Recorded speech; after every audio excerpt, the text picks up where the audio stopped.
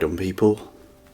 So I thought I'd give you a little update on how things are going with my new Ducati and show you a little footage on the Wolfpen Gap, which is much more interesting than my face. If you've been watching the channel, you'll know I picked the bike up in the pouring rain and rode it about 150 miles home. Despite the foul weather, I thoroughly enjoyed the cross-country route home. I then quickly discovered that it is my least favourite bike ever to clean. There's just so many nooks and crannies on this bike. I had a week to spare until my next ride, so I began on the Farkles. Firstly, I junked the stock mirrors, which I found pretty useless for me, and so I fitted some bar end mirrors.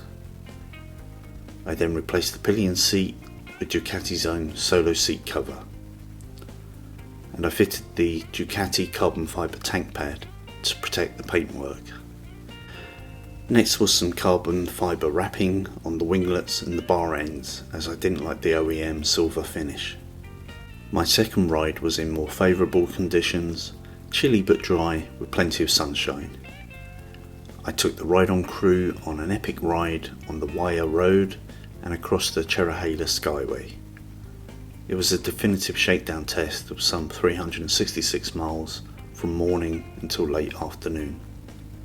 It told me a lot about the bike in terms of minor dislikes and the major likes. If I grip the bars too tightly or my hands are very cold, I seem to get some numbing tingles in my right hand. And the fuel gauge tells lies. It talks of gallons being worth 48 miles. The tank capacity is 4.22 US gallons total, so the low fuel light should come on with 1.2 gallons remaining, and it should cover 145 miles before the low fuel light comes on, plus a further 58 until empty. So a theoretical range of 203 miles until empty. But up to 650 miles, instead of 145 miles until the light, I typically got 85 to 90 or around 30 miles per gallon.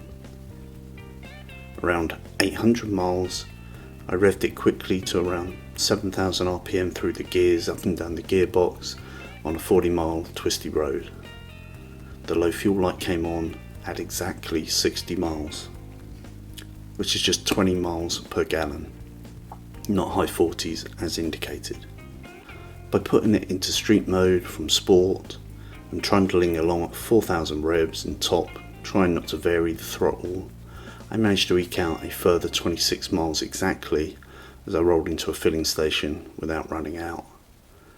This was a huge relief, as I'd seen a YouTube video where a guy ran out at exactly 26.1 miles, just 0.1 mile further than I rode. So although until 1500 miles I'm restricted from using the other 8000 RPM available, it did tell me two things. The indicated MPG is about as accurate as an Italian deadline, and if you ride like you're on track, then you're going to be on first name terms with your local gas station attendant. I took it easy, read normal, on the next tank of fuel, and when I filled up at 90 miles, the low fuel light had not come on. Despite being as thirsty as Charlie Sheen after eating a bag of salty chips, it's a small price to pay for the experience. I first slid a knee slider 30 years ago, and since then I've owned some of the best handling bikes on the planet. But I have to say that I think this is almost certainly the very best. It has ridiculous poise that makes you feel like you're cheating. And the engine is an epic masterpiece. It's not just about the headline grabbing 200 plus ponies, it's about the accessible torque, the punch to weight ratio, and the sheer poise of it. It makes it probably the safest overtaking motorcycle I've ever ridden, because you always have another 50 to 100 horsepower in reserve. When a car suddenly appears over the horizon and you have to stick it between two close cars that you've been leapfrogging, it will provide you with the effortless poise of a ballerina. Like some jet-powered mosquito, it can sting and be gone before your victim knows it. The brother in arms in this MiG fighter ability is the world-class Stylemma brakes and electronic Olin suspension and steering damper. The ride quality belies the nature of the bike, especially with the generous padded standard gel seat. And then if a deer suddenly appears, you'll be glad of the monoblock Brembo radials with cornering ABS. At the mid-range revs I've been running, which is up to 90 miles per hour, on closed roads obviously, the cornering traction control hasn't been troubled. I'm yet to test the launch control and play with the wheelie control, but they can wait until the bike is fully run in at around 1500 miles. I've done a few more farcals and there'll be some update videos on those aspects, but at the moment I'm really happy with the way it looks, and the ride is something genuinely special. Bikes just keep getting better, and this 2021 model just makes my head shake in disbelief. The Hyper Naked Streetfighter V4S is a serious purchase, which offers some serious performance. If you haven't learnt your craft and you throw caution to the wind, it will smack you down hard like Mike Tyson in his prime. But if you like your suspension firm, your brakes strong, and a throttle response that can be smooth to violent at your personal whim, then riding this bike is like Usain Bolt turning up at your local running club. Be prepared to live with celebrity-like adulation. Well my friends, that's my 1000 mile first impressions update for now. If you're not already subscribed, it would be very kind of you and most appreciated by me if you consider following my channel.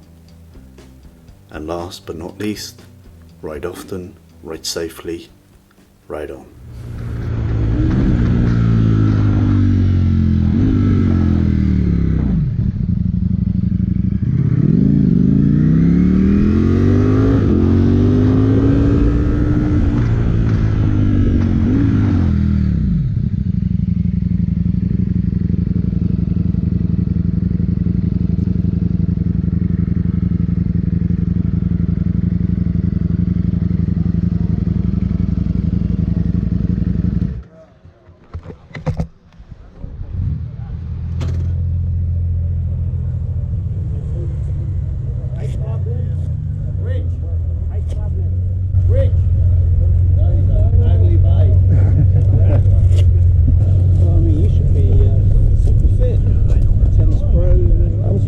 I'm just lazy.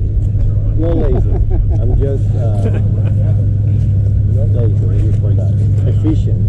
Efficient. Efficient.